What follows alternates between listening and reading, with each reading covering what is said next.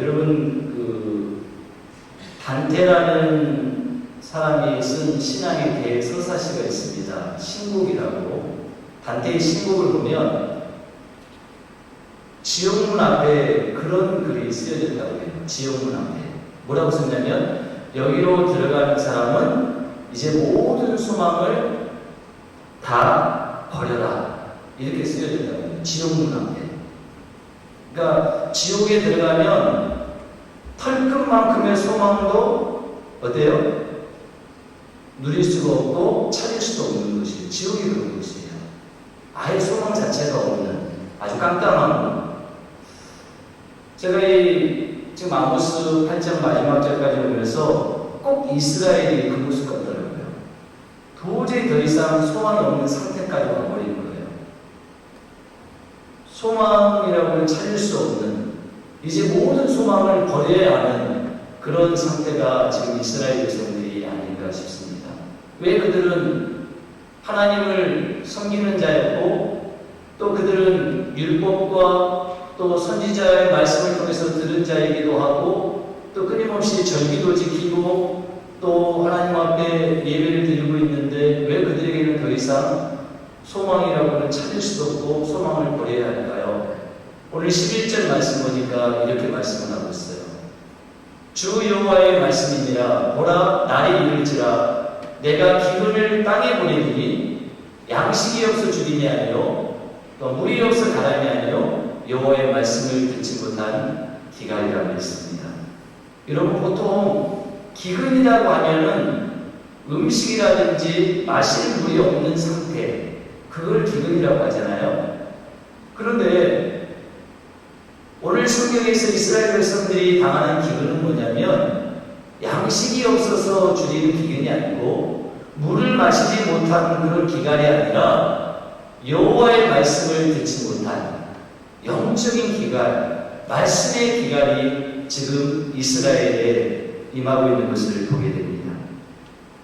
여러분, 지난주에 우리가 혹시 기억날지 모르겠지만 하나님께서 이스라엘을 지진으로 재앙을 입으셨잖아요. 어떤 지진입니까? 애국강, 나일강이 그냥 범람할 정도로 아예 땅 전체가 그냥 들썩 날썩, 이게 좀 표현이 모르겠는데 오르락내리락 하면서 춤을 춰버렸어요. 그러니까 요즘 한 6.7점 이상만 대지진 기원이 오는 거죠. 완전히 다 뒤집어 버리지 않습니까? 그것뿐만 아니라 땅뿐만 아니라 하늘에 있는 태양도 하나님께서 가려버리셨잖아요. 모든 햇빛을 다 가리시고 흑암을 깜깜하게 하는 그런 재앙이 있습니다. 그것 때문에 이스라엘 백성 어땠습니까? 절기를 맞이했는데도 불구하고 이런 추수감사절을 맞이해서 얼마나 우리가 기뻐요. 그냥 감사절만 되면, 추수감사절만 다가오면 괜시리 그냥 마음이 들뜨지 않습니까? 저도 그러더라고요. 처음에는 몰랐어요. 저는 추석이나 한국에 있을 때는 추석 정도 돼야 마음이 들뜨는데, 지금은 추석은 그냥 문추석이 있었나 할 정도로 지나가 버리고, 미국에 살다 보니까 추수감사절이 더 익숙한 것 같아요. 괜히 그냥 마음이 들뜨고, 오늘도 그냥 감사 제목들을 쭉 읽으면서 얼마나 그냥 마음이 그냥 넉넉해지는지, 밥을 먹지 않아도 그냥 그러더라고요. 그래서 오늘 밥을 좀 건너뛰었는데 먹을 시간이 없었죠. 아무튼 그렇습니다. 그런데 절기를 지키는데도 불구하고 어때요? 지진과 또 하나님께서 일식을 통해서 온 땅을 흑암으로 깜깜하게 하니까 애통과 애곡이 넘쳤잖아요. 심지어는 붉은 배, 상복을 입고 머리를 다 깎아 대머리를 만들어 버렸잖아요. 저처럼 그냥 유전적인 대머리가 아니라 가장 사람이 슬픔을 표현할 수 있는 방법으로 머리를 다 밀어버린 거예요. 왜요? 다 시체가 좀 죽어가니까. 심지어는 장자의 죽음으로 인해서 공고한 날이 잃어버린 거예요. 여러분 생각해 보세요. 다른 날도 아니고 자다가 일어난 일도 아니고 절기를 지키다가 6월절이라든지 오순절이라든지 수장절이 맥추절, 추수감사절 지키다가 그런 일이 벌어졌으니 이스라엘 백성들 마음속에 얼마나 혼란스럽겠어요. 하나님 앞에 따지기도 했을 것이고, 뭐 예를 들면 우리가 추수감사 주일날 주일 예배드리는데 만약 하나님께서 이스라엘 백성들과 좀 비슷한 어려운 문제를 주신다면 어떻게 했어요? 아니 하나님 앞에 우리가 이렇게 영광스럽게 감사절 예배를 드리고 있는데 왜 이런 일이 벌어납니까? 하나님 말씀하여 주시옵소서. 그렇지 않겠어요? 자, 그런데 오늘 어떻게 뭐라고 하는 거예요? 내가 이제 너에게 기근을 주는데 이 기근은 육적인 기근이 아니라 여호와의 말씀을 듣지 못한 기간이다. 하나님께서 더 이상 말씀하지 않는 거예요. 뭔가 메시지를 듣고 싶었는데 절기를 지키다가 제사장에게나 선지자에게나 하나님의 율법을 낭독하면서 뭔가 하나님의 메시지를 듣고 싶었는데 말씀을 하지 않으시는 거예요. 물론 말씀을 했겠죠. 그러나 그 말씀이 살아 역사하는 말씀이 아니라 전혀 그들에게 저들의 삶을 변화시키는 그런 말씀이 아니라 아예 그냥 들리지 않는 그런 말씀. 그러니까 심각한 영적인 기근 상태에 지금 빠져버리고 있습니다. 여러분, 몸으로 당하는 기근은 어느 정도 우리가 버틸 수 있어요. 그렇지 않습니까? 근데 진짜 무서운 것은요, 영적인 기근이에요. 사실 제가 이 말씀 묵상하다가 소름이 끼치더라고요.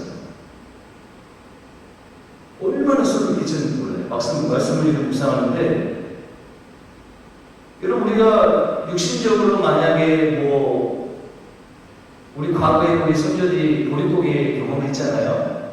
그리고 여기 미국에서 오래 사시는지도 모르겠지만 90년대 후반에 한국의 극심한 IMF로 굉장히 힘들었습니다. 저는 그 IMF를 몸으로 그냥 체험했어요. 얼마나 힘든지 몰라요, IMF가. 뿐만 아니라 여러분 개인적으로 인생에 많은 어려움이 있었을 거예요. 이민 생활하면서 경제적인 어려움, 먹고 사는 어려움 때문에 지금도 아마 힘드신 분들이 좀 있을 거라고 생각합니다. 그러나 육신의 기근은 가능적입니다. 눈으로 볼 수 있는 것이기 때문에 그래도 뭔가 보이기 때문에 대책을 세울 수가 있어요. 또한 육신의 기근은 일시적입니다. 이게 오래 가지 않아요. 어느 정도 가면은 시간이 풀려요. 저도 처음에 이거 왔을 때 어떻게 미국에 사나 보는데 시간이 흐르다 보니까 다 살게 되더라고요.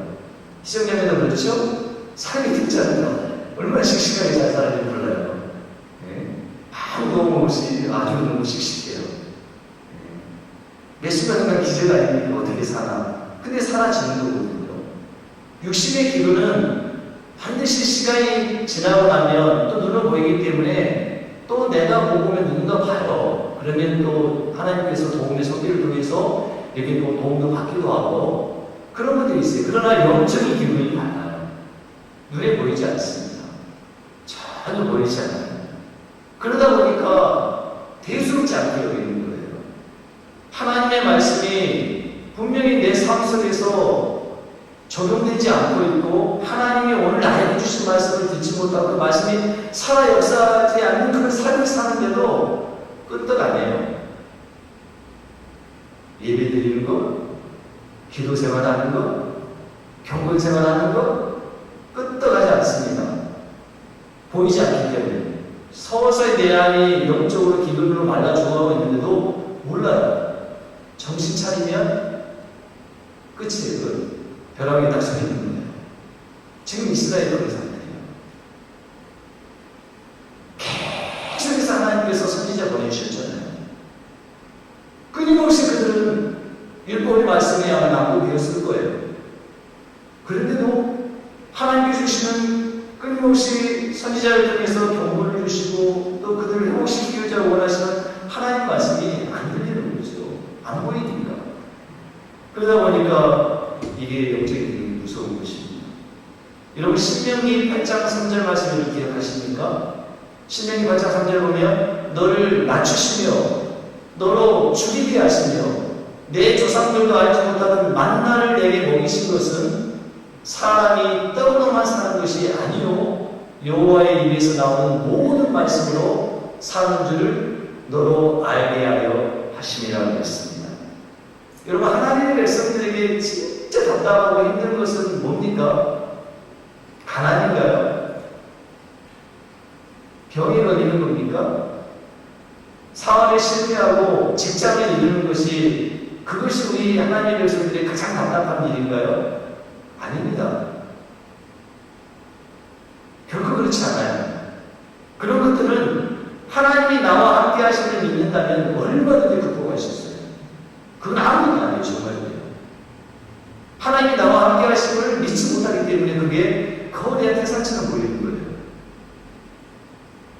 그래서 안되나요? 소원이 이루는 것을 알기 때문에 믿으면 그건 아무것도 아니에요. 근데 진짜 우리에게 힘들고 답답한 것은 뭐냐면 하나님의 말씀이 없을 때입니다. 말씀이 역사하지 못하고 말씀을 들어도 깨닫지 못하는 것. 그게 그렇게 답답하고 힘들고 무서운 거예요. 여러분 이런 답답함 여러분 경험하고 있습니까? 누가 그러더라고요. 목사님은 일주일 내내 새벽 예배도 준비해야 되고 또 사역을 성경 공부도 준비해야 되고 또 주일 설교도 준비해야 되고 또 뭐 금요일 날 또 예배 설교도 준비해야 되고 도대체 그 말씀을 어떻게 받습니까? 그 말씀을 충분히 묵상하고 충분히 목사님의 말씀으로 그렇게 적용하고 그 말씀을 어떻게 받습니까? 이런 식의 질문을 하는데요. 제가 얼어버렸어요. 저는 그렇게 못 받았거든요. 제가 존경하는 옥하는 목사님이 그런 말씀 하시더라고요. 목회자는 은혜 받기는 틀린 직임을 받는 사람이다. 매일 돌아서 또 말씀 준비해야 되고 또 돌아서 말씀 준비해야 되고 또 그냥 갑자기 또 신방과 병원에 가고 이번 주에도 병원에 군대 다니는데 병원 가서 또 거기에 필요한 말씀을 더 전해줘야 되고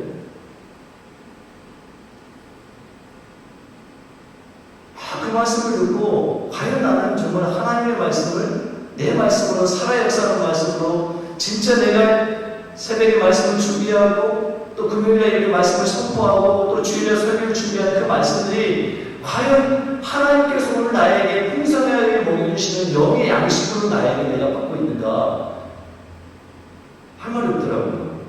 그냥 설교를 위한 말씀을 준비할 때가 너무 많거든요. 여러분 저를 시키는 많이 해주셔야 돼요. 정말 힘들어요. 저도 여러분처럼 매일매일 하나님 말씀을 곱씹고 되새기고 막 은혜 받고 그 말씀을 여러분 이웃에게 세상에서 적용하고 살고 싶은데 참 그래서 이 목회자가 참 어려운 자리에 있는 것 같아요. 여러분 진짜 우리를 힘들게 하는 건 다른 게 아니에요. 육적인 건 아무것도 아닙니다. 진짜 무서운 것은 영적인 기간. 하나님께서는요 광야 40년 동안 끊임없이 백성들 향해 모여 계속 낮추시는 거예요. 계속 죽이게 하시는 것이고 여러분 생각해 보세요. 40년 동안 단 한 번도 빠지지 않고 세상에 새벽에 일어나면 양식 만나고 있어요. 이거 어떻게 말을 표현돼요? 왜 그렇게 주신 거예요? 떡으로만 사는 것이 아니라 떡도 필요하지만 오직 여호와의 이름으로 주신 하나님의 말씀으로 살게 하여 주시는 거예요. 하나님 말씀 없이 우리는 온전히 살 수가 없는 것입니다. 지금까지 하나님 이스라엘 백성들에게 끊임없이 말씀하셨습니다. 선지자를 통해서 말씀하셨고 또한 율법을 통해서도 말씀하셨고 그러나 그들은 여전히 마음이 완악하고 또한 강팍해서 그 말씀을 닫아버렸어요. 듣지 않았어요. 결국 하나님은 그들에게 무서운 영적 기근이 심판을 주시는데 더 이상 말씀을 듣지 못하게 하시는 거예요. 신구약의 중간기에 400년이나 영적 암흑기가 있었던 것처럼 하나님이 한 말씀도 하지 않으시는 거예요. 오해하지 마세요. 하나님 말씀 왜 말씀 안 하시겠어요? 여러분 설교 들으시잖아요. 왜 하나님 말씀 안 하시겠어요? 여러분 라디오만 켜보세요. TV만 켜보세요. 인터넷 들어가서 유튜브만 눌러보세요. 내가 섬기는 교회 목사보다 수백 배, 수천 배 설교 잘하는 목사인데 그 은혜로운 말씀이 막 흘러 넘치고 있어요. 말씀을 수십에 살고 있어요. 그런데 문제는 뭡니까? 나의 말씀으로 우리가 못 들으면 그것은 말씀의 기간이에요. 더 이상 하나님께서 나에게 말씀하지 않으시는 거예요. 참 안타까워요. 사실은 그런 게 대해서. 물론 하나님께서 주시는 이 매스미디어라는 이 매체가 선교를 위해서 굉장히 필요하거든요. 그래서 라디오 방송, 선교 방송을 통해서 또 이런 CGN TV나 그런 방송을 통하여서 저 선교지의 선교사님들과 거기서 굉장히 유익한 말씀이 틀림없는데 오늘 우리가 이렇게 풍요롭게 말씀 속에 살고 있는 우리에게는 분명히 말씀을 수없이 이렇게 내 귀를 때리고 이렇게 말씀을 흘러넘치는데 내 말씀으로 드리지 못한다면 그것은 분명히 무서운 재앙입니다. 말씀의 기가 영적인 기간을 우리는 시달리고 있는지 모르겠습니다. 얼마나 심각하냐면요. 여러분 12절 한번 말씀드릴게요. 당시 이스라엘 얼마나 심각했냐면 사람이 이 바다에서 저 바다까지 북쪽에서 동쪽까지 비틀거리며 여호와의 말씀을 구하려고 돌아다녀도 어떻게 해요? 얻지 못한다고 했습니다. 동서남북 사방으로 아무리 돌아다녀도 말씀이 없어요. 동서남북도 어디 있어요? 북쪽과 동쪽밖에 안 나와 있는데 여러분 여기서 이 바다라는 것은 이스라엘 남쪽에 있는 여해 사해바다를 말하는 거예요. 그래서 남쪽을 말하는 거예요. 그러면 저 바다는 당신과 나 사이에 저 바다가 없었다는 그런 뜻이 아니고 저 바다는 저 멀리 있는 바다 대해를 말하는 겁니다. 지중해를 말하는 거예요. 지중해가 어디에 있어요? 서쪽에 있잖아요. 그죠? 그러니까 동서남북 다 여기 나와 있어요. 그러니까 동서남북을 비틀거리면서 돌아다녀도 하나님의 말씀을 결코 찾을 수 없었다는 것입니다. 여러분 평소에 이렇게 살아서 얼마나 좋을까요? 이스라엘 백성들이. 하지만 이미 늦었어요. 너무 멀리 와버린 것입니다.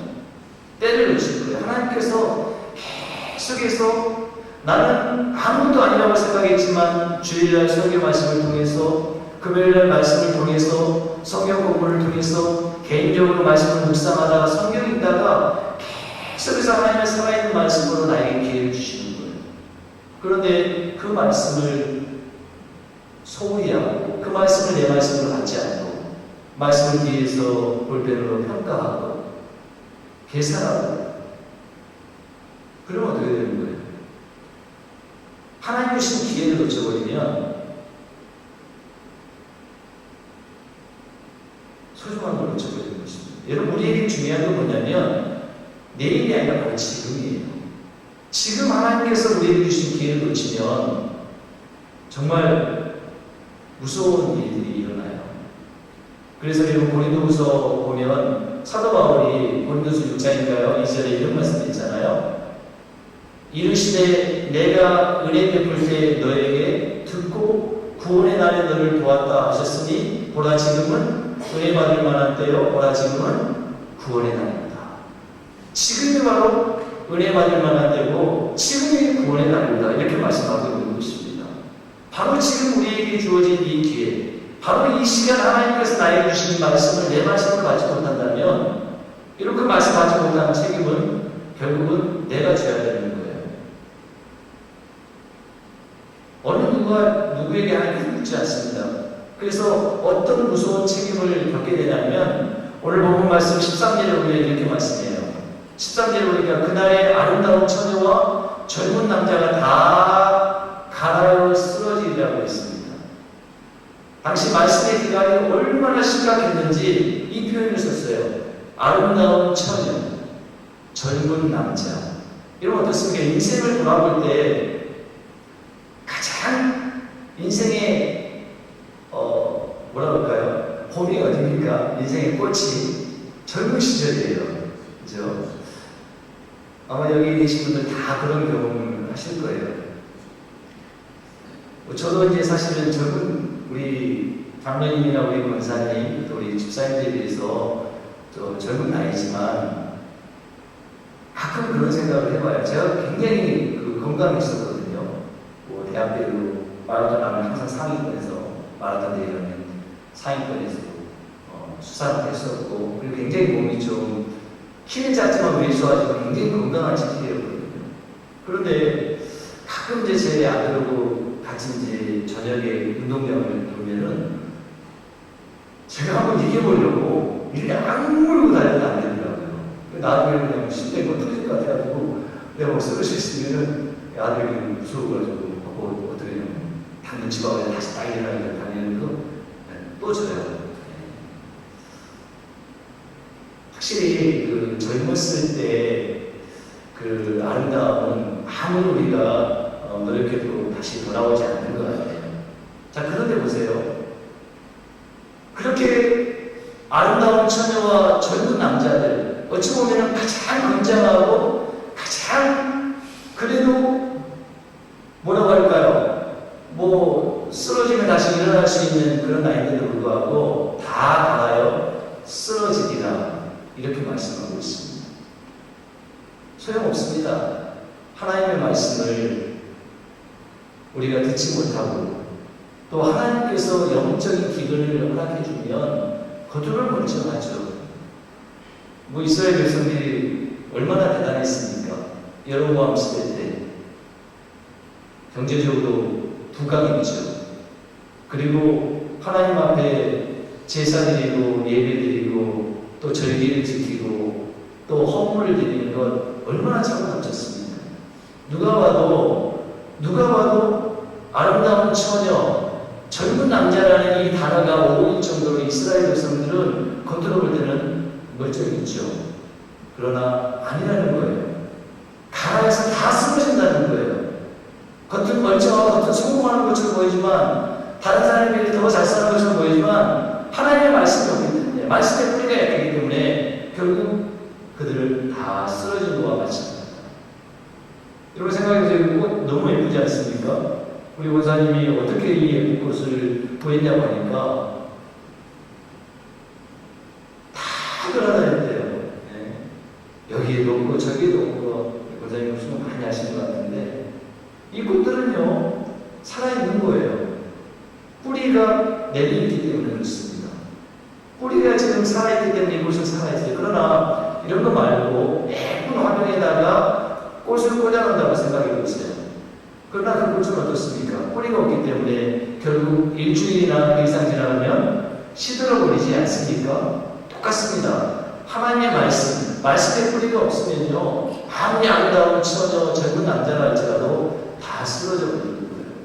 자, 그러면 하나님께서 말씀의 기간을 주셔서 이렇게 다 쓰러지게 하고 동서남북을 다 헤치고 다녀도 하나님의 말씀을 찾지 못하는 이 지경에 달아났을 때 이스라엘 백성이 해야 될 행동은 뭐였을까요? 답은 다 알고 있어요. 그런데 놀랍게도 오늘 마지막 14절을 보면 그들은 이렇게 합니다. 보세요. 사마리아의 죄된 우상을 두고 맹세합니다. 사마리아가 어디입니까? 이스라엘의 수도입니다. 모든 정치, 경제, 문화의 중심지고 또한 그곳에 지금 하나님이 가장 싫어하는 우상과 만몬들이 서서히 독버섯처럼 퍼지고 있는데 하나님께서 말씀의 기회를 주셨으면 빨리 깨달아야죠. 돌이켜야죠. 그런데도 여전히 사마리아의 죄인 우상을 두고 맹세하고 있어요.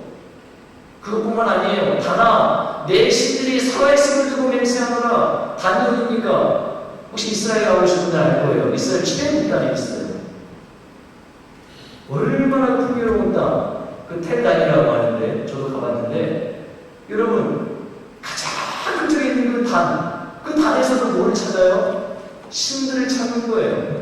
그리고 그 신들의 살아있음을 신들이 어떻게 살아있으면 우상들이 다 우상인데 그 살아있음을 두고 맹세하고 다니는 거예요. 그리고 또 한 지명이 나오죠. 부엘세바입니다. 부엘세바는 남유다의 최남단에 있는 도시예요.